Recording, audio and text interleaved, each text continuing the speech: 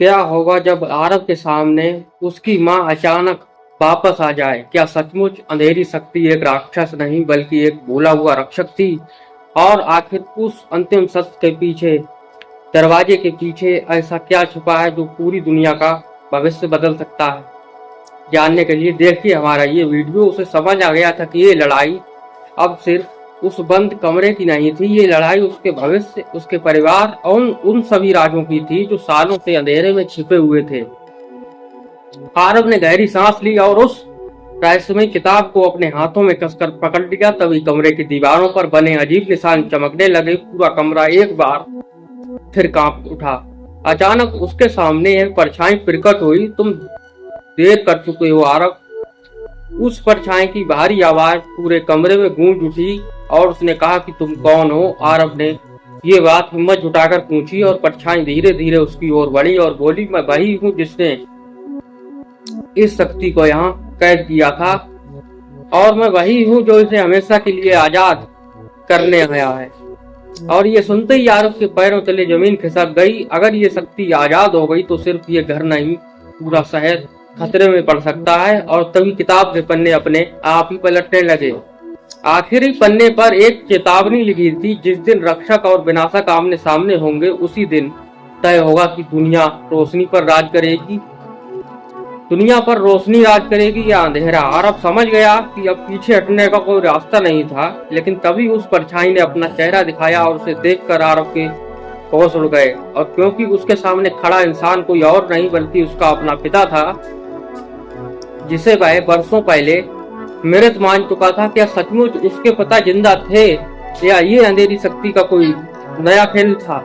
आरव की आंखें हैरानी से फैल गईं। उसके सामने खड़ा चेहरा किसी अजनबी का नहीं बल्कि उसके अपने पिता का ही था।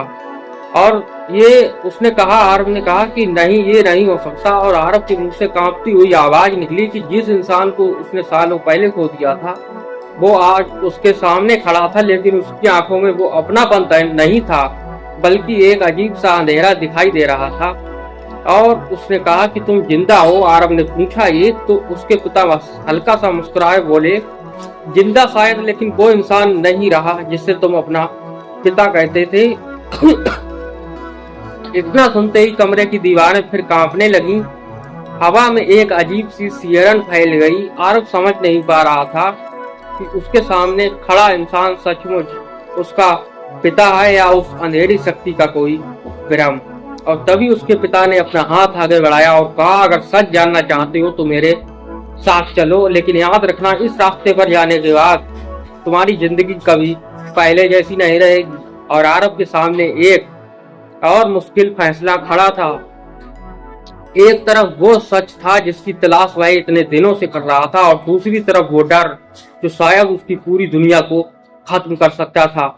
लेकिन तभी कमरे के अंदर से किसी बच्चे की रोने की आवाज गूंज उठी और यह आवाज सुनते ही उसके पिता का चेहरे का रंग उड़ गया और पहली बार उनके चेहरे पर डर साफ दिखाई दे रहा था। आखिर उस बंद कमरे के अंदर कौन था? और एक रोती हुई आवाज से आरव के पिता इतना क्यों घबरा गए? और बच्चे की रोने की आवाज पूरे कमरे में गूंज रही थी। आरव का दिल तेजी से धड़कने लगा। उसने अपने पिता की तरफ देखा। उनके चेहरे पर साफ डर दिखाई दे रहा था। ये आवाज किसकी है? आरव ने पूछा। लेकिन इस बार उसके पिता ने कोई जवाब नहीं दिया। वो तेजी से बंद दरवाजे की तरफ बढ़े और बोले, हमें यहाँ से अभी निकलना होगा। लेकिन आरव चिल्लाया, नहीं, मैं अब बिना सच जाने कहीं नहीं जाऊंगा। और इतना कहकर उसने दरवाजे का हैंडल पकड़ लिया और जैसे ही उसने दरवाजा खोला, अंदर का नजारा देखकर उसकी सांसें रुक गईं। और कमरे के बीचों बीच एक छोटा सा लड़का खड़ा था। उसकी उम्र मुश्किल से 10 साल होगी, लेकिन सबसे डरावनी बात यह थी कि वह बिल्कुल आरव जैसा ही दिखता था और वही चेहरा, वही आंखें, यहाँ तक कि उसके माथे पर बना छोटा सा निशान भी वही था। और उसने कहा कि ये कौन है? आरव ने कांपती आवाज में कहा। लड़के ने धीरे धीरे अपना सर उठाया और मुस्कुराते हुए कहा कि तुम आरव। पूरा कमरा अचानक अंधेरे में डूब गया। आरव को लगा जैसे उसके पैरों के नीचे जमीन गायब हो रही हो। और तभी वह लड़का फिर बोला, मैं वो हूँ जिसे इस कमरे में सालों पहले कैद कर दिया गया था। तो मैं तुम्हारा अतीत हूँ और अगर मुझे आजाद कर दिया गया तो तुम्हारा भविष्य हमेशा के लिए बदल जाएगा। और आरब कुछ समझ पाता उससे पहले कमरे की दीवारों पर दरारें पड़ने लगी और उन दरारों से काली परछाइयां बाहर निकलने लगी। अब सिर्फ एक सवाल बचा था, क्या आरब उस रहस्यमयी लड़के पर भरोसा करेगा या फिर अपने पिता की बात मानकर वहां से भाग जाएगा। यही फैसला तय करने वाला था कि आने वाला अंधेरा जीतेगा या सच की जीत होगी। आरब की नजर उस रहस्यमयी लड़के पर टिकी हुई थी। कमरे में फैली काली परछाइयां धीरे धीरे उसके चारों ओर घूमने लगी और वो कह रहा था कि मुझ पर भरोसा करो आरब। लड़के ने शांत आवाज में कहा, अगर आज तुमने मुझे यहीं छोड़ दिया तो वो सच हमेशा के लिए दफन हो जाएगा जिसकी तलाश तुम इतने समय से कर रहे हो। और आरब कुछ बोल पाता उससे पहले उसके पिता जोर से चिल्लाए कि उसकी बात मत सुनना, वह तुम्हें धोखा दे रहा है। दोनों की बातें एक दूसरे से बिल्कुल उलट पलट थी। वो अपोजिट में बोल रहा था और वो भी अपोजिट में बोल रहे थे और एक ही सच बोल रहा था और दूसरा झूठ। लेकिन कौन? तभी लड़के ने अपना हाथ आगे बढ़ाया। जैसे ही आरब ने उसका हाथ छूटा उसकी आंखों के सामने एक अजीब दृश्य घूमने लगे। उसे दिखाई दिया कि कई साल पहले इसी कमरे में एक भयानक अनुष्ठान हुआ था। कुछ लोग एक काली शक्ति को कैद करने की कोशिश कर रहे थे और उन लोगों के बीच उसका पिता भी मौजूद था। लेकिन अगले ही पल आरब ने जो देखा उसने उसके होश उड़ा दिए। उसके पिता उस शक्ति को रोक नहीं रहे थे बल्कि उसे आजाद कराने की कोशिश कर रहे थे। और आरब चीख पड़ा कि नहीं, और वह पीछे हट गया। उसकी पिता की आंखों में गुस्सा भर गया। और तुमने वो नहीं देखा जो सच है, उन्होंने कहा। लेकिन तभी पूरा कमरा जोर से हिलने लगा और छत से पत्थर टूट टूट कर गिरने लगे। दीवार पर बनी आखिरी मोहर भी टूट चुकी थी और उसी क्षण कमरे के बीचों बीच एक विशाल काला दरवाजा प्रकट हुआ और दरवाजा धीरे धीरे खुलने लगा। उसके अंदर सिर्फ घना अंधेरा था, लेकिन उस अंधेरे से आती हुई आवाज आरब का खून जमा दिया। उस अंधेरी आवाज ने आती हुई, क्योंकि वो आवाज किसी और की नहीं खुद आरब की थी, और कहा कि आखिर तुम आ ही गए। आवाज हंसते हुए बोली, मैं तुम्हारा इंतजार कर रहा था कई बरसों से। और आरब की सांसें थम गईं। अगर बाहर खड़ा लड़का उसका अतीत था तो इस दरवाजे के पीछे मौजूद शख्स आखिर कौन था? उसका भविष्य या उसका सबसे बड़ा दुश्मन? और आरब के कानों में वही आवाज गूंज रही थी कि मैं तुम्हारा इंतजार कर रहा था। उसका दिल इतनी तेजी से धड़क रहा था कि उसे अपनी सांसों की भी आवाज साफ सुनाई दे रही थी। उसकी आवाज भी सुनाई नहीं दे रही थी। और काला दरवाजा अब पूरी तरह खुल चुका था। अंदर सिर्फ अंधेरा था, लेकिन अचानक उस अंधेरे में दो चमकती हुई आंखें दिखाई दी। धीरे धीरे एक आकृति बाहर आने लगी। आरब का शरीर कांप उठा, क्योंकि वो शख्स बाहर आ रहा था उसका चेहरा बिल्कुल आरब जैसा था, लेकिन उसकी आंखें पूरी तरह काली थीं। उसके चेहरे पर एक खतरनाक मुस्कान थी और उसने पूछा कि तुम कौन हो? आरब ने हिम्मत करके पूछा और वह रहस्यमयी शख्स हंस पड़ा, मैं वो हूँ जो तुम बन सकते हो, मैं तुम्हारा भविष्य हूँ। और ये सुनते ही कमरा सन्नाटे में डूब गया और आरब ने कहा कि तुम झूठ बोल रहे हो। लेकिन तभी उसके सामने कई दृश्य चमकने लगे। उसे दिखाई दिया कि अगर वह गलत फैसला करता है तो यही अंधेरा उसकी आत्मा पर कब्जा कर लेगा और एक दिन वह खुद इसी अंधेरी शक्ति का मालिक बन जाएगा। और तुम्हारे अंदर वही शक्ति है, भविष्य वाला आरब बोला। तुम चाहो जितना भाग लो, आखिर में तुम मेरे जैसे ही बनोगे। और तभी कमरे में खड़ा रहस्यमयी लड़का आगे आया कि उसकी बात मत सुनो। उसने कहा, भविष्य कभी तय नहीं होता, तुम्हारे फैसले उसे बदल सकते हैं। और अचानक तीनों के पैरों के नीचे जमीन पर एक चमकता हुआ चिन्ह बन गया। उस चिन्हों के बीचों बीच एक पुरानी चाबी रखी थी। तभी एक आवाज गूंजी, सिर्फ एक व्यक्ति इस चाबी को छू सकता है, भाई इस रहस्य का अंतिम द्वार खोलेगा। और आरब चाबी की ओर बढ़ा, लेकिन उस समय उसके पिता, रहस्यमयी लड़का और भविष्य वाला आरब तीनों एक साथ चिल्लाए कि चाबी को मत छूना। और आरब वहीं रुक गया। अगर चाबी इतनी खतरनाक थी तो फिर उसे रखा ही क्यों गया था? और आखिर उस अंतिम द्वार के पीछे ऐसा कौन सा रहस्य छिपा था जिसे हर कोई उससे छिपाना चाहता था? यहीं से शुरू होने वाला था बंद कमरे का रहस्य और सबसे खतरनाक स्टोरी। और तीनों की चेतावनी सुनकर आरब के कदम वहीं रुक गए। कमरे में एक अजीब सा सन्नाटा छा गया। चमकती हुई चाबी अब भी जमीन पर रखी थी, मानो उसका इंतजार कर रही हो। अगर चाबी को नहीं छूना है तो फिर सच तक कैसे पहुंचूं? आरब ने गुस्से में पूछा और कोई जवाब नहीं आया।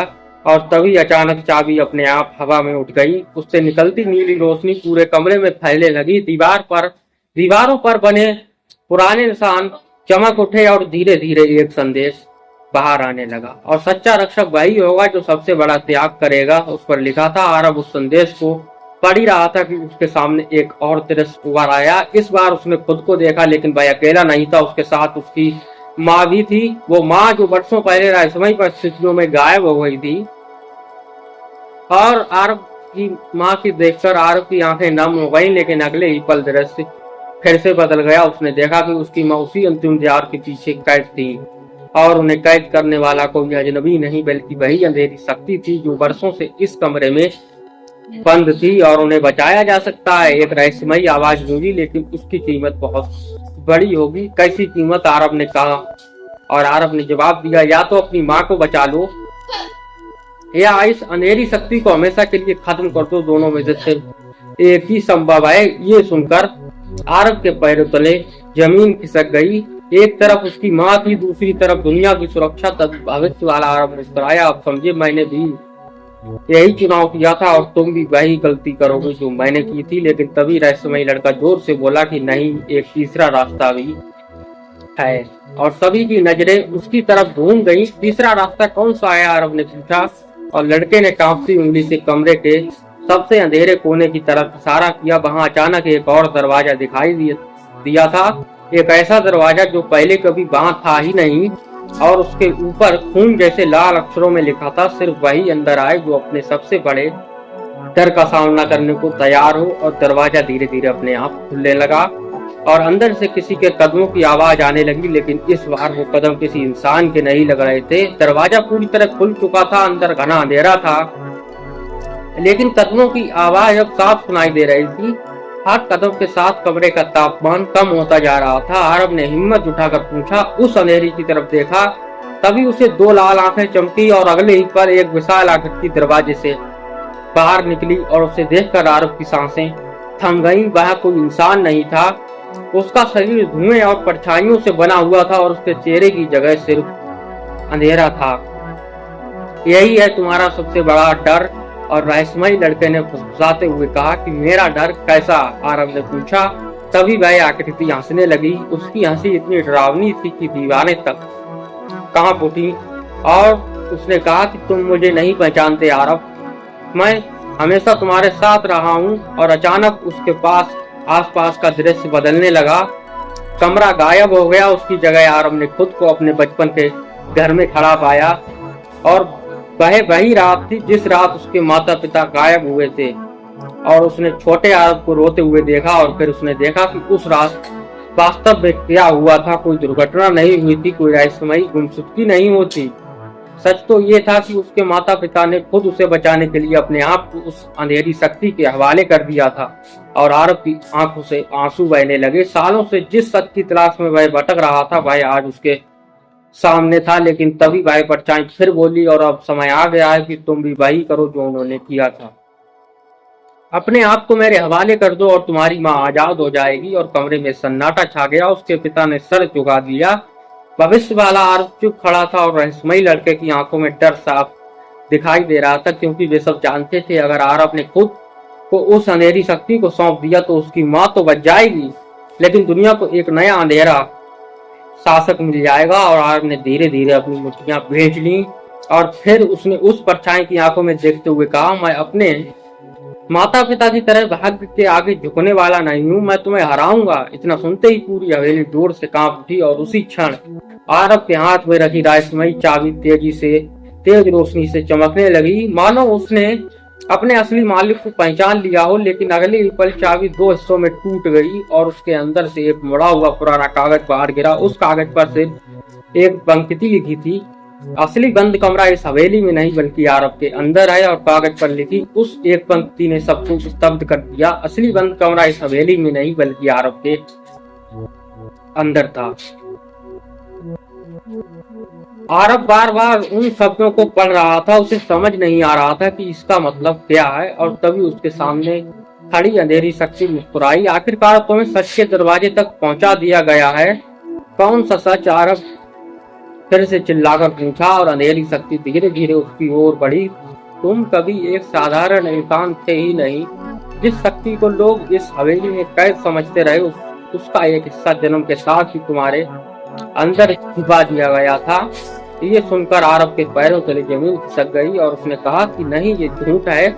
और तो फिर अपने सीने पर बना निशान देखो, अंधेरी शक्ति बोली। आरव ने कांपते हाथों से अपनी शर्ट हटाई। उसके सीने पर एक अजीब चिन्ह चमक रहा था। वह चिन्ह जो हवेली की दीवारों पर बना था। तभी उसके पिता आगे आए। उनकी आंखों में पछतावा था और ये सच है आरव। उन्होंने कहा कि जिस रात तुम्हारा जन्म हुआ उसी रात उस शक्ति का एक हिस्सा तुम्हारे अंदर बंद कर दिया गया था और हमने ऐसा तुम्हें बचाने के लिए नहीं, दुनिया को बचाने के लिए किया था। आरव के लिए ये सब स्वीकार करना मुश्किल था। सालों से वह जिस रहस्य को हवेली में ढूंढ रहा था वह रहस्य तो उसके अपने अंदर ही छिपा था। और तभी अचानक उसके सीने का निशान तेजी से चमकने लगा। एक भयानक दर्द उसके पूरे शरीर में फैल गया। वह घुटनों के बल गिर पड़ा और अगले पल भाई तो उसके आसपास काली ऊर्जा घूमने लगी। भविष्य वाला आरव मुस्कुराया। यही वही पल है जिससे मैं डरता था। या तो तुम इस शक्ति को नियंत्रित करोगे या फिर यही शक्ति तुम्हें नियंत्रित कर लेगी। तभी रहस्यमयी लड़का दौड़ कर आरव के पास आया और उसने आरव का हाथ पकड़ लिया। और जैसे ही दोनों के हाथ मिले आरव की आंखों के सामने एक अंतिम दृश्य उभरा। एक विशाल पत्थर का दरवाजा जिस पर सुनहरे अक्षरों में लिखा था अंतिम सत्य। लेकिन उस दरवाजे के सामने एक व्यक्ति खड़ा था। चेहरा धुंधला था। जैसे ही वह व्यक्ति मुड़ा आरव की सांसें रुक गईं, क्योंकि वह कोई और नहीं भविष्य का बूढ़ा आरव था। और उसके हाथों में एक डायरी थी जिसके पहले पन्ने पर लिखा था बंद कमरे का रहस्य अंतिम अध्याय।